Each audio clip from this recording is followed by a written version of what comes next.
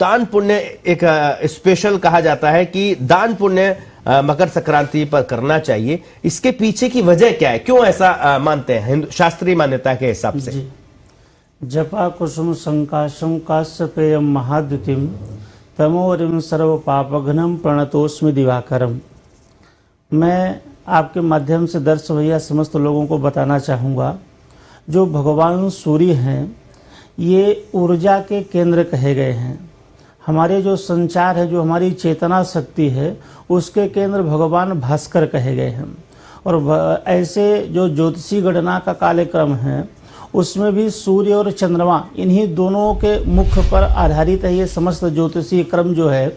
जो भी हम लोग ज्योतिषीय घटनाक्रम का अवलोकन करते हैं अथवा उसकी गणना करते हैं तो सूर्य चंद्रमा से आधारित होती है जी। अच्छा, ये जो त्योहार है जिसको हम लोग अभी जिस पर चर्चा कर रहे हैं मकर संक्रांति का, ये भगवान भास्कर से जुड़ा हुआ है।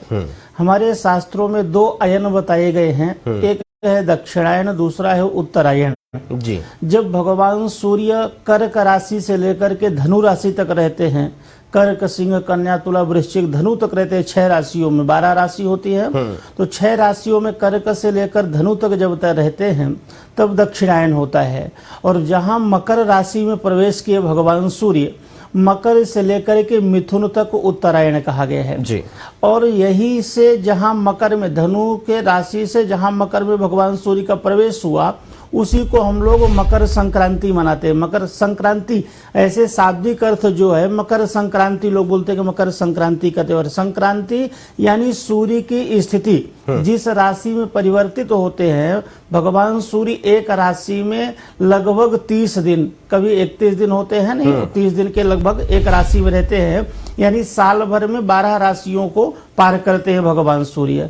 तो जब राशि को परिवर्तित करते हैं उसी को हम लोग संक्रांति कहते हैं। जैसे धनु राशि से मकर राशि में प्रवेश कर रहे हैं, इसको हम लोग मकर की संक्रांति कहते हैं। अच्छा, जब भगवान सूर्य मकर राशि में आते हैं, इस समय पर जो भगवान सूर्य अभी दक्षिणायन थे और दक्षिणायन उत्तरायण में अंतर क्या है? जो दक्षिणायन है, दक्षिणायन देवताओं का दिन रात्रि कही गई है और जो उत्तरायण है वो देवताओं का दिन कहा गया है। अब देखिए, हम लोग ही अपने साधारण से जीवन में देखें, रात्रि के समय हम लोग विश्राम में रहते हैं और दिन के समय अपने अलग अलग कार्यों में व्यस्त रहते हैं। अच्छा, जब भगवान देवताओं का दिन होता है उस समय पर कोई भी अर्जी, कोई भी प्रार्थना, कोई भी पुकार की गई, ऐसा नहीं कि रात्रि के समय नहीं सुनेंगे, लेकिन दिन के समय पर जब उनके पास, इसीलिए गीता आदि में अथवा भागवत जी में कहा गया है कि मृत्यु मोक्ष का जो समय है वो उत्तरायण का कहा गया है। इसी में आप भागवत जी में देखेंगे, जो भीष्म पितामह थे,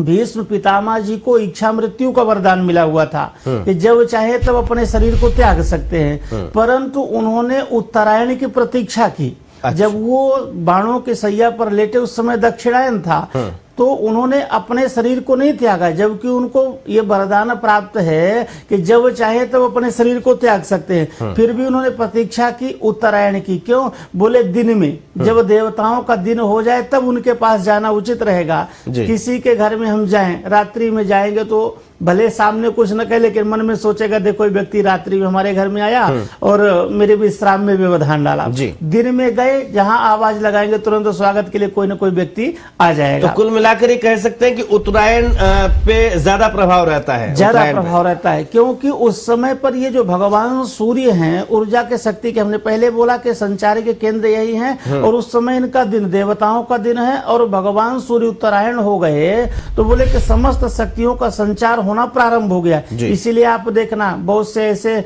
जो संस्कार के कार्य, जैसे मुंडन हो गया, जनेऊ हो गया, देवताओं की प्रतिष्ठा आदि हो गई, वो दक्षिणायन में नहीं होता है, वो उत्तरायण में। ये समझ, यही सवाल मैं आपसे पूछने वाला था कि किस तरह से, क्योंकि बहुत सारे शास्त्रों में ये कहा गया है कि कई बार आम लोगों की ये सवाल रहता है कि वो मुहूर्त निकलवाने जाते हैं, कहते हैं कि भाई इतना तो मुहूर्त ही नहीं है, लंबा समय हो जाता है, तो क्या वो उत्तरायण और दक्षिणायन का उसकी वजह यही होती है? जी देखिए, तो ऐसे कौन कौन से काम है वो भी आप हमारे दर्शकों को बताएं जो उत्तरायण में किए जा सकते हैं। जी, जैसे मुंडन संस्कार है, कर्णवेद आदि संस्कार है, अथवा जनेऊ जिसको हम लोग उपनयन संस्कार कहते हैं, देवताओं की प्रतिष्ठा, उग्र देवी देवताओं की तो दक्षिणायन में भी हो सकती है, लेकिन जैसे भगवान श्री विष्णु है, भगवान भगवान राम है, इनकी जो प्रतिष्ठा है, बोले इनकी प्रतिष्ठा उत्तरायण में ही करना चाहिए। दिन के समय पर कोई भी कार्य करना, हम लोगों के यहाँ हिंदू रीति रिवाज में दिन के समय पर कार्य करना शुभ माना गया।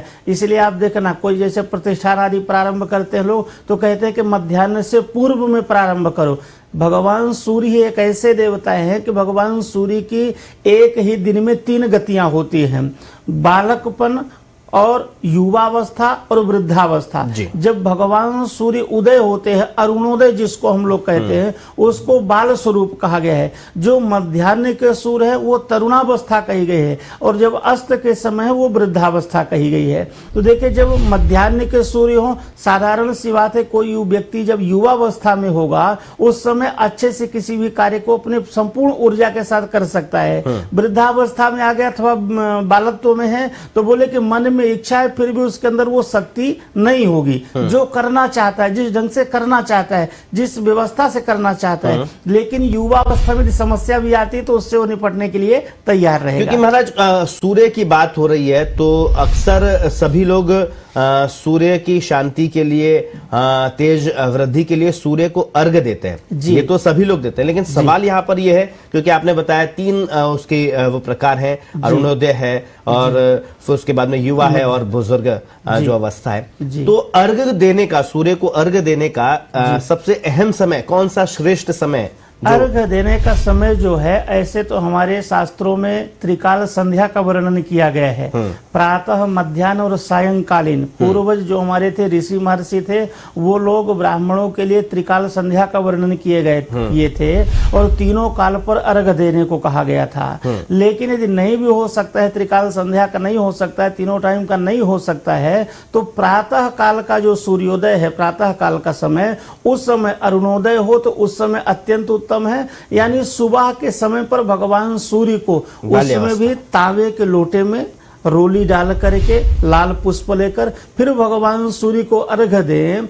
जैसे बहुत से ऐसे रोग हैं जो भगवान सूर्य के द्वारा उत्पन्न होते हैं। किसी की कुंडली में यदि सूर्य ग्रह खराब है तो वो महाराज उसको बहुत से ऐसे, जैसे त्वचा से संबंधित है, नेत्र विकार हो गया, सिर से संबंधित हो गया, इन समस्त चीजों को सूर्य से ही यश प्रतिष्ठा है। यदि यश प्रतिष्ठा नहीं मिल रही, व्यक्ति केवल भगवान सूर्य को प्रतिदिन तांबे के लोटे में रोली डालकर लाल पुष्प के साथ भगवान सूर्य को अर्घ दे। भगवान सूर्य के 12 नामों के मंत्रों का उच्चारण करते हुए, भगवान सूर्य के 12 नाम याद ना हो तो केवल गृणी सूर्याय नमः इतना कहा करके भगवान श्री सूर्य नारायण को प्रणाम करें। अच्छा, बहुत से लोग होते हैं महाराज, हम नहीं कर पाते हैं, हमारे यहाँ व्यवस्था नहीं बन पाई। एक बात और आपको बताऊं, नमस्कार प्रियो भानु जलधार प्रियो शिवः अलंकार प्रियो कृष्ण ब्राह्मणों मधुर प्रिय। समस्त देवताओं के अलग अलग प्रिय वस्तुएं हैं कि किसको कौन सी वस्तु प्रिय है। तो जो भगवान सूर्य को कही गई है, भगवान सूर्य को केवल नमन किसी ने कर लिया, इतने में प्रसन्न। नमस्कार प्रियो भानु, भानु यानी भगवान सूर्य, इनको केवल नमस्कार कर लिया, इनके नामों से नमस्कार कर लिया, इतने में प्रसन्न हो जाते हैं। नमस्कार प्रियो भानु जलधारा प्रियो शिवा।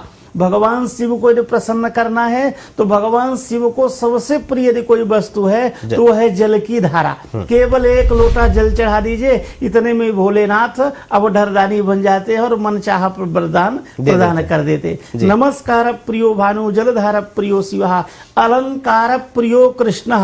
भगवान कृष्ण की कृपा प्राप्त करनी है तो उनको यदि रिझाना है तो ज्यादा से ज्यादा सुंदर उनका श्रृंगार करें, उनको सजाएं। देखो आप ठाकुर जी का वृंदावन आदि में देखिए, एक दिन में महाराज 2-2, 4-4 लाख रुपए के फूल के बंगले बनते हैं। क्यों? जानते हैं कि गोविंद को यदि कोई सबसे प्रिय वस्तु है तो अलंकार प्रियो कृष्ण। और चौथा है ब्राह्मणों मधुर प्रिया। आप लोग ऐसे सुने ही होंगे, कहावत तो है कि ब्राह्मणों को मधुर प्रिय है, मिठाई प्रिय है। लेकिन वास्तविकता इसका जो यहाँ पर अर्थ है, वास्तविक अर्थ यह है कि केवल मिठाई ही नहीं, ब्राह्मणों मधुर प्रिया। अच्छा, ब्राह्मणों ही नहीं, किसी भी व्यक्ति के लिए मधुरता सबको प्रिय है। मधुरता यानी मधुर वाणी। किसी भी वस्तु से हम व्यक्ति का कितना भी सत्कार कर दे, कितना भी सम्मान कर दे उसका, लेकिन यदि हम छोटा सा एक अपशब्द बोल देंगे तो वह सब कुछ किया कराया दिया हुआ हमारा व्यर्थ हो जी, जाएगा। हमारी बात सूर्य को अर्घ देने की चल रही थी, क्योंकि मकर संक्रांति है, सूर्य की विशेष पूजा का महत्व आपने बताया। जी। बहुत सारे लोगों के मन में ये भी संशय रहता है कि सूर्य को अर्घ देने का तरीका क्या है। बहुत सारे लोगों के कहते हैं कि पैरों पे वो जल जो है उसके वो छींटे लगने नहीं चाहिए, तो इसका भी एक थोड़ा सा हमारे दर्शकों को इसका जो तरीका है वो आप बताएं। जी शर्मा जी, आपने जो बात कही बहुत ये अच्छी बात पूछी है, इस प्रश्न को आपने बहुत सुंदर पूछा। जब हम भगवान सूर्य को अर्घ दें, पहली बात तो है कि जो हमारा ये हाथ है इसको कुंभ मुद्रा की ओर होना चाहिए। कुंभ मुद्रा, जैसे हाथ में हम कलश लिए ही हैं, उसी कलश से जल चढ़ा रहे हैं, तो हमारा हाथ ये कुंभ मुद्रा की तरह होना चाहिए। फिर भगवान सूर्य को जब जल दें तो वो जल जब नीचे पृथ्वी पर गिरे, गिरने के बाद जैसे बहा करके ना तो हमारे पांव के नीचे आना चाहिए, अथवा जब जल की धारा हम दे रहे हैं, अर्घ दे रहे हैं भगवान सूर्य को, उस समय गिरते समय भी वो जल की बूंदे हमारे पांव में नहीं पड़ना चाहिए। नहीं होता क्या है, इसका सबसे बड़ा दुष्परिणाम यह होता है कि व्यक्ति श्री से हीन हो जाता है, लक्ष्मी से हीन हो जाता है। इसका प्रमाण आप देखेंगे श्रीमद् भागवत जी में राजा श्री देवराज इंद्र ने भगवान की जो पहनी हुई, नारायण भगवान की पहनी हुई माला थी, उन्होंने दुर्वासा ऋषि को दिया। दुर्वासा ऋषि वही माला देवराज इंद्र को दिए। देवराज इंद्र अपने ऐरावत हाथी के गले में डाल दिए और उस माला को ऐरावत हाथी ने पांव से कुचल दिया। उसका परिणाम यह हुआ था कि जो स्वर्ग का आधिपत्य देवराज इंद्र के पास था, वह स्वर्ग का आधिपत्य देवताओं से छीनकर असुरों के पास चला गया था। तो उसका सबसे दुष्परिणाम है कि हम भगवान सूर्य को जल चढ़ा रहे, वो जल बहा करके हमारे पांव के नीचे आ गया, अथवा जल देते समय हमारे पांव में छींटे आ रहे हैं, तो बोले फायदा तो जो होगा सो होगा, लेकिन नुकसान उससे ज्यादा हो जाएगा, क्योंकि हमारे पास जो भी लक्ष्मी, जो भी हमारे घर में स्त्री निवास करती है, वो स्त्री हमसे रूठ करके चली जाएगी। जी, तो महाराज फिर ऐसा भी कहा जाता है कि जो आप जल चढ़ा रहे हैं, सूर्य को अर्घ दे रहे हैं, तो वो जल को आप सूर्य की जो रोशनी है उसमें देखा जाए तो फायदा होता है। और आपने कहा कि जल के जो है वो पैरों पर उसका वो जल नहीं लगना चाहिए, तो क्या तरीका है, क्या नीचे झुककर सूर्य को अर्घ दिया जाए? झुक करके देना ही चाहिए। ऐसे भी जो किसी भी देवता के समक्ष हमको झुकना ही चाहिए। प्राचीन जितने भी हमारे देवालय थे, आप देखेंगे अभी भी पुराने मंदिरों में आप देखेंगे, तो जहां से हम भगवान के दर्शन के लिए प्रवेश करते हैं, तो जो मुख्य द्वार होता है वो छोटा बनाया जाता था। बड़े पहले मकानों में भी आप देखेंगे कि छोटे ही दरवाजे होते थे, जो मुख्य प्रवेश दरवाजा होता था। उसका कारण क्या है कि जब भी हम उनके पास जाएं, देवता के समक्ष जाएं, किसी विग्रह के समक्ष हम जाएं, तो उनके समक्ष हम झुक करके जाएं। और झुकना सबसे बड़ा सद्गुण कहा गया है, चाहे सांसारिक जीवन हो अथवा देवताओं के भक्ति के लिए हो, कहीं पर भी हो, झुकना सर्वश्रेष्ठ कहा गया। झुकना तो चाहिए ही व्यक्ति को। दर्शन करने की जो बात है कि भगवान का दर्शन करते हुए, तो दर्शन झुक करके भी हम कर सकते हैं। दूसरी बात, प्रयास ये करे कि जैसे किसी गमले वगैरह में दे रहे हो, इसीलिए हमारे यहाँ जो संध्या वंदन होता है उसमें पात्र रखा होता है, और पात्र में जल देने का विधान बताया गया है, वहां पर जल दिया जाए कि जो अर्घ पात्र है उसमें लेकर के जल दीजिए कि नीचे वह जल प्रवाहित होने रुके, बचे, उसमें पांव के नीचे नहीं आना चाहिए। चलिए, फिलहाल वक्त एक छोटे से ब्रेक का हो गया है। ब्रेक के बाद जब लौटेंगे तो चर्चा करेंगे और जानने की कोशिश करेंगे कि मकर संक्रांति का जो पुण्य काल है उसका क्या महत्व है और किन किन वस्तुओं का दान आपको करना चाहिए। जल्द हाजिर होते हैं, कहीं मत जाइए।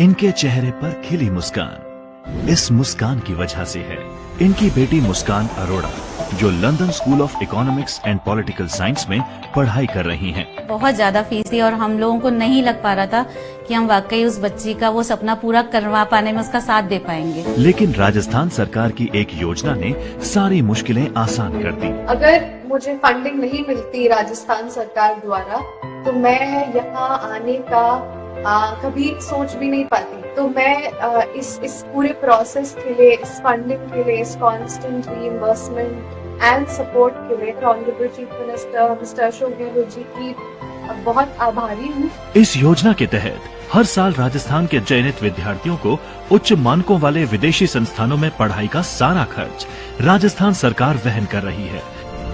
कोई तो है जो हमारे बारे में सोचता है।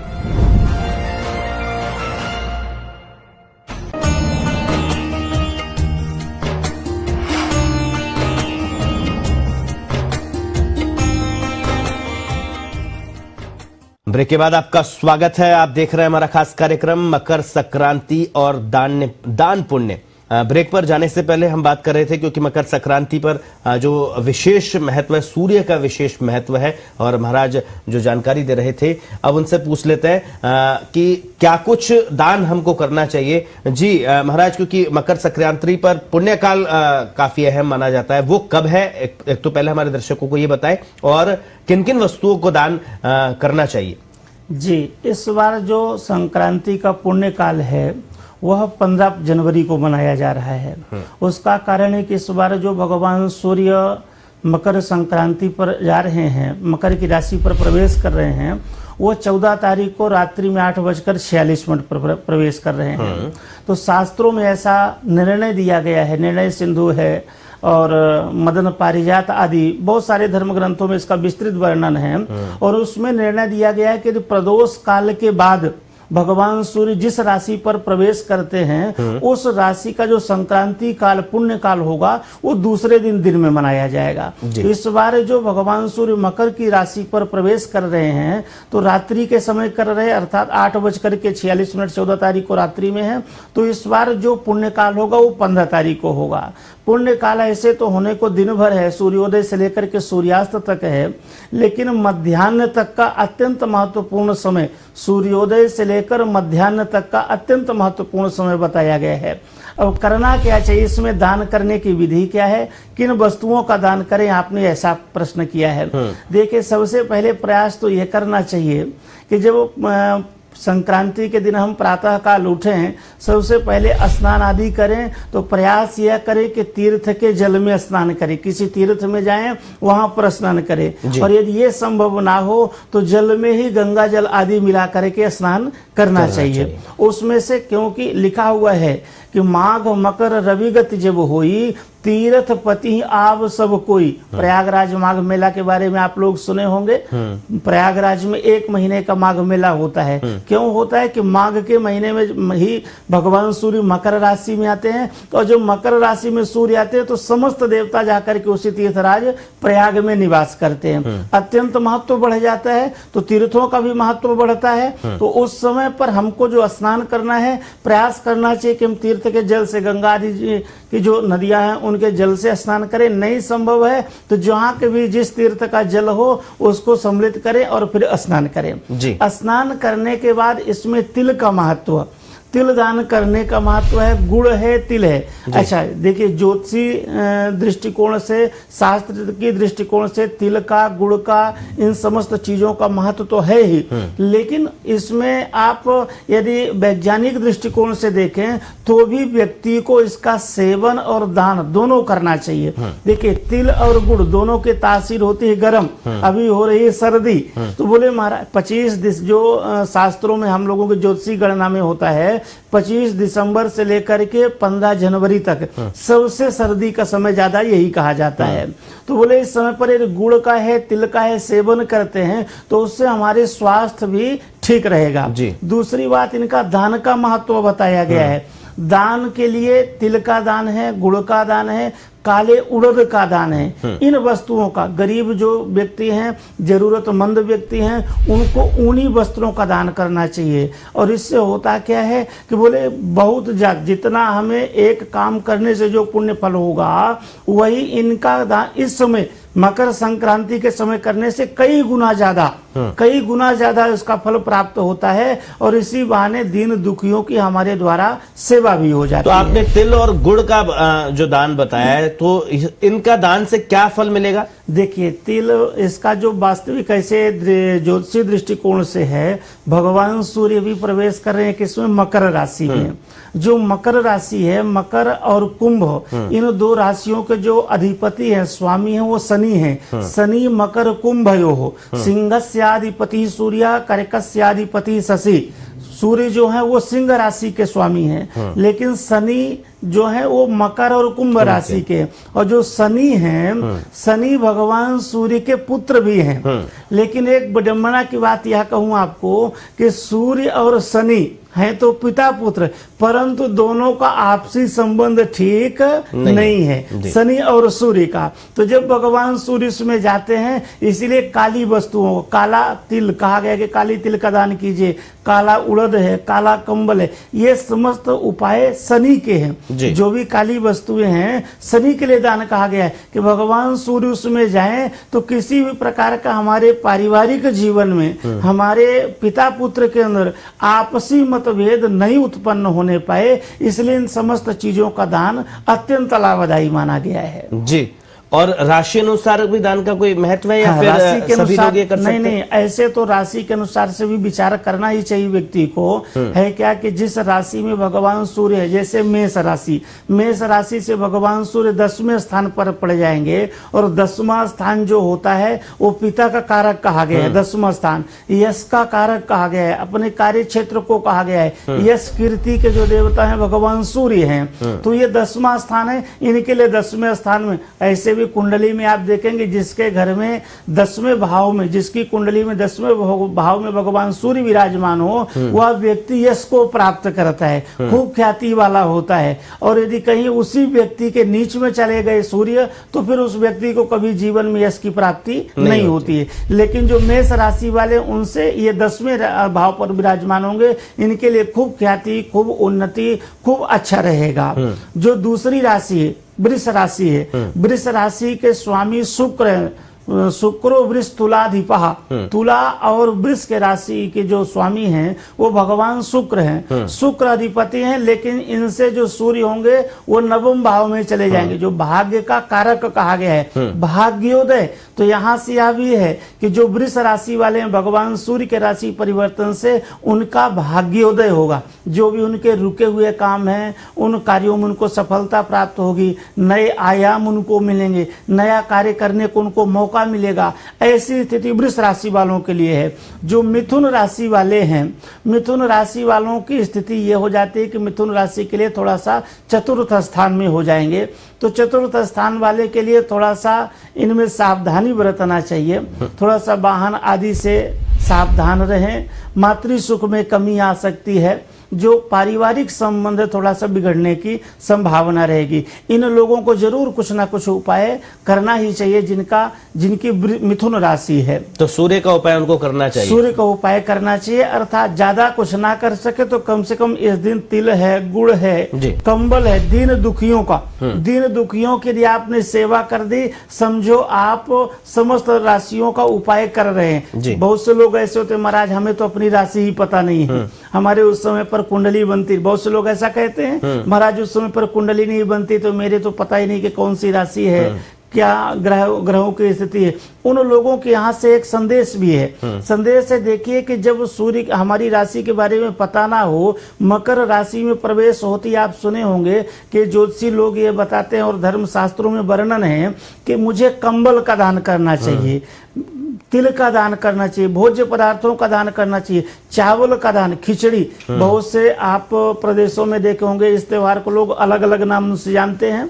कहीं पर लोहड़ी पर्व के नाम से मनाया जाता है, कहीं पोंगल के नाम से, कहीं खिचड़ी के नाम से, अलग अलग नाम से इस त्योहार को मनाते हैं। तो खिचड़ी भी इसको बोलती है। खिचड़ी क्यों बोलते हैं? इसमें चावल है, मूंग की दाल है। जो ये मिथुन राशि वाले हैं, कन्या राशि वाले, इनको मूंग की दाल, चावल ये दान करना चाहिए, और कंबल दान करें। और उसमें किसको करना चाहिए? देखो, इसमें ये नहीं कहा गया कि ब्राह्मण को ही आप करो, किसी भी आवश्यकतामंद व्यक्ति को यदि आपने सहायता कर दी, किसी जरूरतमंद व्यक्ति को आपने दान में दे दिया, यदि वो सर्दी से ठिठुर रहा है और उसको कंबल की प्राप्ति हुई तो वो अंतर आत्मा से आशीर्वाद देगा, तो अपने आप समस्त ग्रहों की दशा महाराज, ठीक क्योंकि हो जाएगी। 12 राशियां थोड़ा सा लंबा हो जाएगा, हमारे पास समय कम है। आप थोड़ा सा संक्षेप में अब ये बता दीजिए कि कौन कौन सी राशि है जिनको उपाय करना है, बाकी सबके लिए जो बढ़िया है वो तो है ही। आप संक्षेप में थोड़ा सा। अन्य समस्त राशियों के लिए से तो ठीक है, थोड़ा सा मिथुन राशि वाले जो हैं, तुला राशि वाले हैं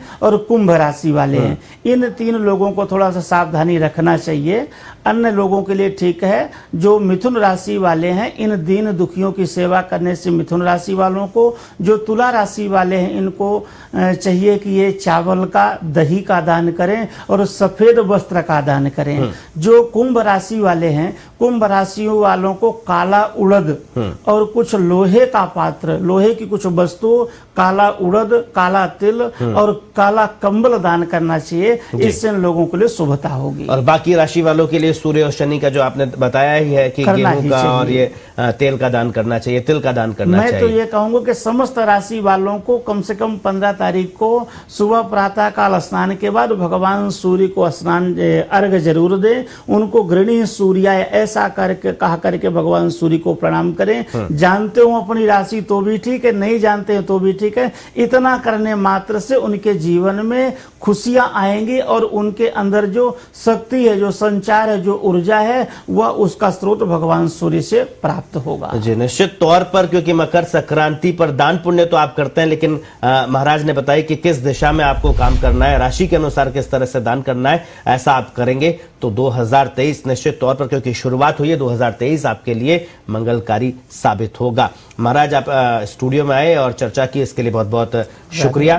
तो मकर संक्रांति दान और पुण्य का दौर है, इस दिन आप ज्यादा से ज्यादा दान करें। फिलहाल इस खास कार्यक्रम में इतना ही। हमारी पूरी टीम को दीजिए इजाजत। नमस्कार।